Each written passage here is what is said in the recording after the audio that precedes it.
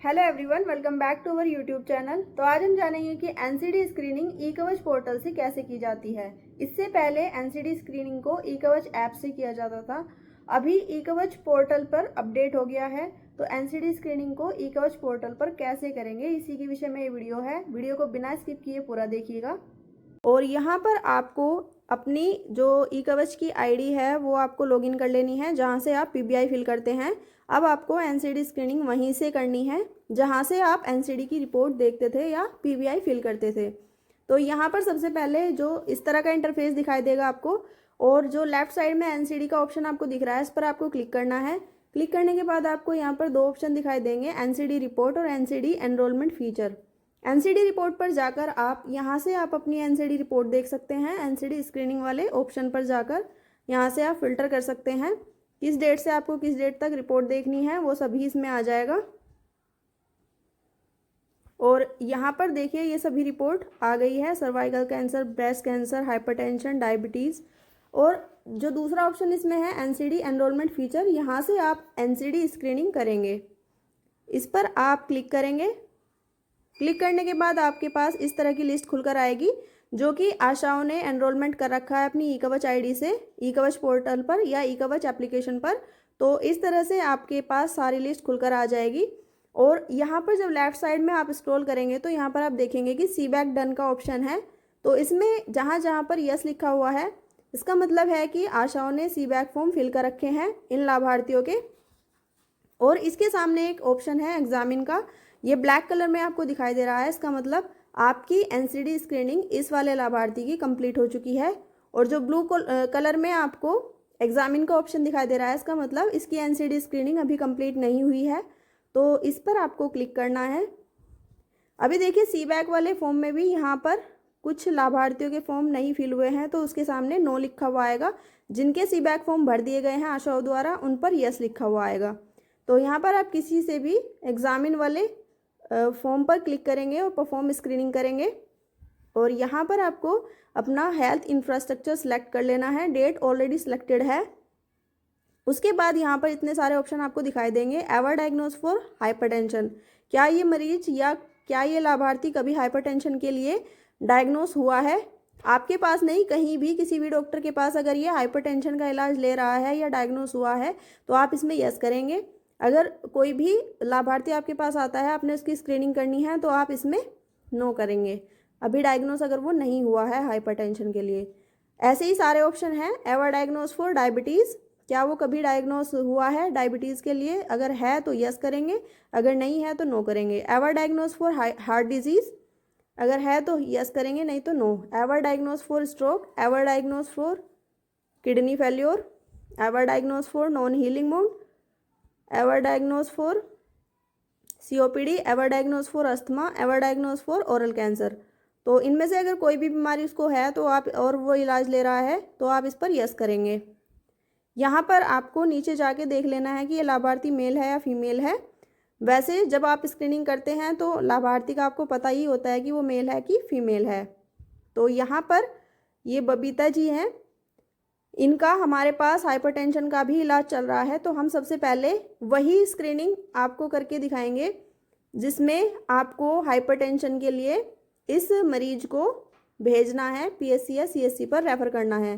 क्योंकि ये already on treatment है, तो ये पोर्टल अभी शुरू हुआ है, इस वजह से हम इसमें शुरुआत से इस मरीज को रेफ़र करेंगे। तो ये एवर डायग्नोस फॉर हाइपरटेंशन, ये हाइपरटेंशन की मरीज है, तो इसको यस करेंगे। करंटली अंडर ट्रीटमेंट, यस करेंगे। और डायबिटीज़ को नहीं है, बाकी कोई भी डिजीज़ को नहीं है। तो इसकी हाइट हम इसमें लिखेंगे, वेट लिखेंगे और सेव एंड कंटिन्यू पर क्लिक करेंगे। उसके बाद यहाँ पर हेल्थ इंफ्रास्ट्रक्चर सेलेक्ट करना है और इसकी बीपी की रीडिंग इसमें फिल करनी है, कितना इसका बीपी आता है वो इसमें डालना है। उसके बाद यहाँ पर हार्ट रेट डालनी है।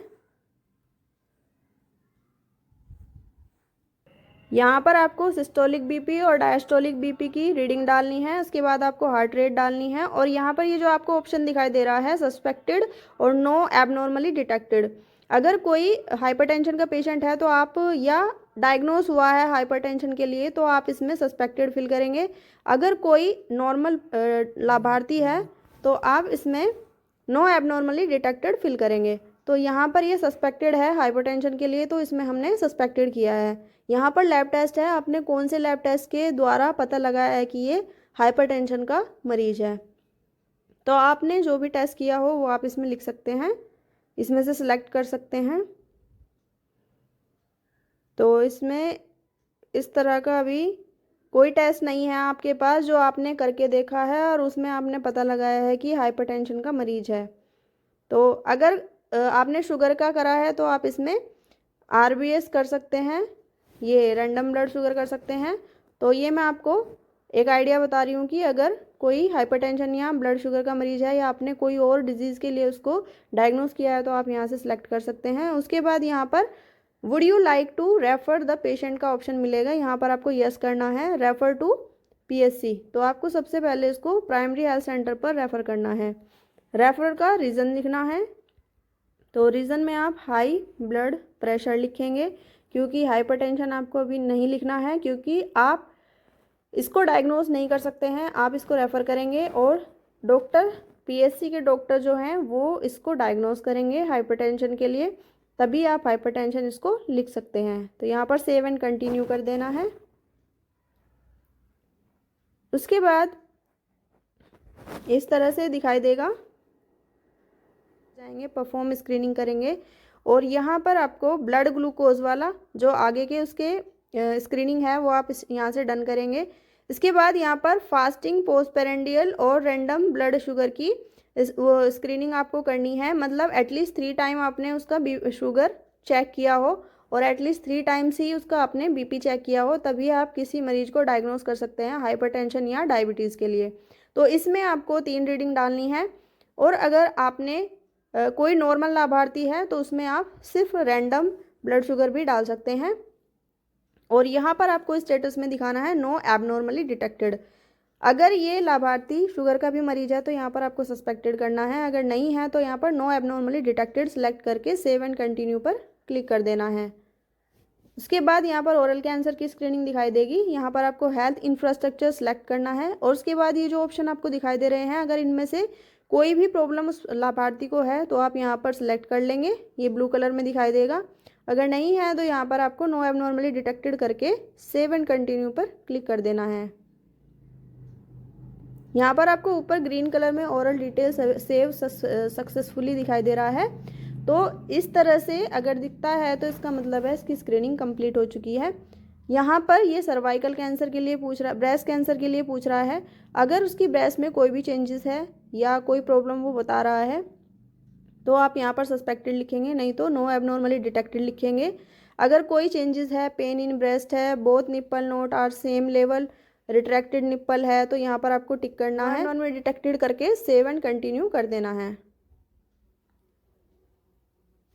उसके बाद यहाँ पर सर्वाइकल कैंसर की स्क्रीनिंग है, इसको आपको अगर उसमें प्रॉब्लम है तो यस करना है और नहीं है तो आपको नेगेटिव करना है और नो एबनॉर्मली डिटेक्टेड पर क्लिक करके सेव एंड कंटिन्यू कर देना है।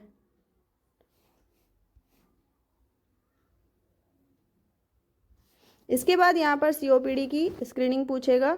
अगर वो COPD का पेशेंट है तो आपको यहाँ पर एक ऑप्शन पूछेगा do you know have cough, अगर है तो यस करेंगे, नहीं तो नो करेंगे।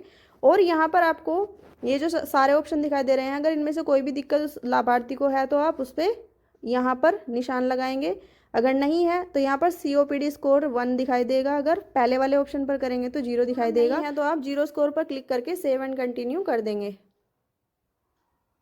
तो यहाँ पर एक हाइपरटेंशन के मरीज की स्क्रीनिंग कंप्लीट हो जाती है। अब मैं आपको नॉर्मल लाभार्थी की स्क्रीनिंग करके दिखाऊंगी। लाभार्थी की स्क्रीनिंग आपको कैसे करनी है, आपको NCD एनरोलमेंट फीचर पर फिर से जाना है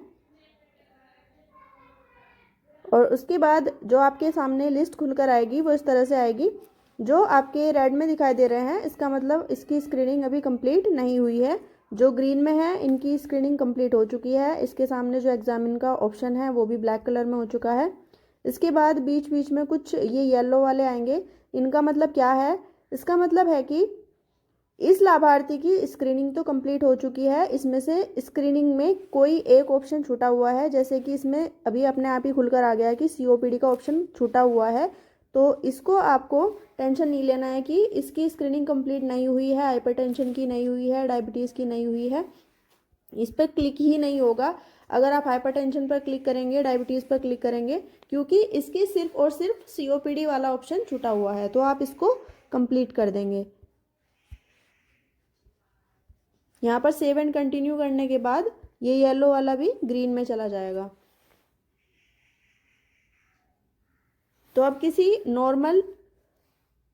नॉर्मल लाभार्थी की स्क्रीनिंग आपको कैसे करनी है, उसमें आपको ये रेड वाले ऑप्शन पर जाना है। इसके सामने जो एग्जामिन का ऑप्शन दिया गया है, यहाँ पर परफॉर्म स्क्रीनिंग करेंगे और यहाँ पर नॉर्मल स्क्रीनिंग आपकी बहुत ही आसान है। यहाँ पर आपको सिलेक्ट करना है हेल्थ इंफ्रास्ट्रक्चर और यहाँ पर नो नो नो नो करते जाना है। और अगर किसी भी लाभार्थी को इनमें से कोई डिजीज़ कंडीशन है उसमें आपको यस करना है, जो कि मैंने आपको वीडियो में पहले बताया है।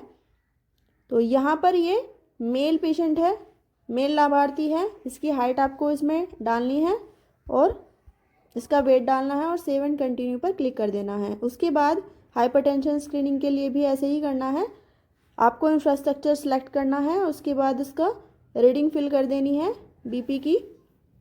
अच्छा, इसमें एक और चीज़ है, अगर आप इसको 80 से ऊपर करते हैं तो ये आपका रेड में आ जाएगा, इसलिए आप कोशिश करिएगा कि पेशेंट का BP है आपको 80 से नीचे, जो डायस्टोलिक BP है वो आपको 80 से कम में ही रखना है, क्योंकि देखिए मैंने 82 डाला तो ये रेड में आ गया।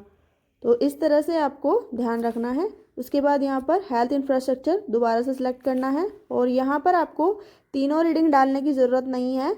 अगर आप अपनी स्क्रीनिंग को आसान करना चाहते हैं तो आपको यहाँ पर तीनों रीडिंग डालने की ज़रूरत नहीं है, आप सिर्फ रैंडम ब्लड शुगर डालेंगे और यहाँ से सेव एंड कंटिन्यू पर क्लिक कर देंगे। उसके बाद यहाँ पर आपको ओरल कैंसर स्क्रीनिंग करनी है, यहाँ पर नो एबनॉर्मली डिटेक्टेड सेलेक्ट करके और यहाँ पर आपको सेव एंड कंटिन्यू पर क्लिक कर देना है। उसके बाद यहाँ पर COPD के लिए पूछेगा, यहाँ पर आपको डेट सेलेक्ट करनी है और यहाँ पर do you know have cough, अगर उसको कफ नहीं है तो नो करना है, अगर है तो यस करना है और यहाँ पर पहले वाले ऑप्शन पर क्लिक करना है, क्योंकि उसको कफ नहीं है तो इसका स्कोर 0 आएगा। अगर आप यहाँ पर और अदर कोई भी ऑप्शन क्लिक करते हैं तो यहाँ पर स्कोर बढ़ता चला जाएगा। तो आपको नॉर्मल पेशेंट का, नॉर्मल लाभार्थी का स्कोर 0 ही रखना है COPD का। तो यहाँ तक आने के बाद इसकी स्क्रीनिंग कंप्लीट हो जाती है। अब देखिए अनु शर्मा जी हैं ये, तो यहाँ पर आप इसको देखेंगे कि ये अब ग्रीन में आ जाएगा। तो इसी तरह से आपको नॉर्मल स्क्रीनिंग करनी है।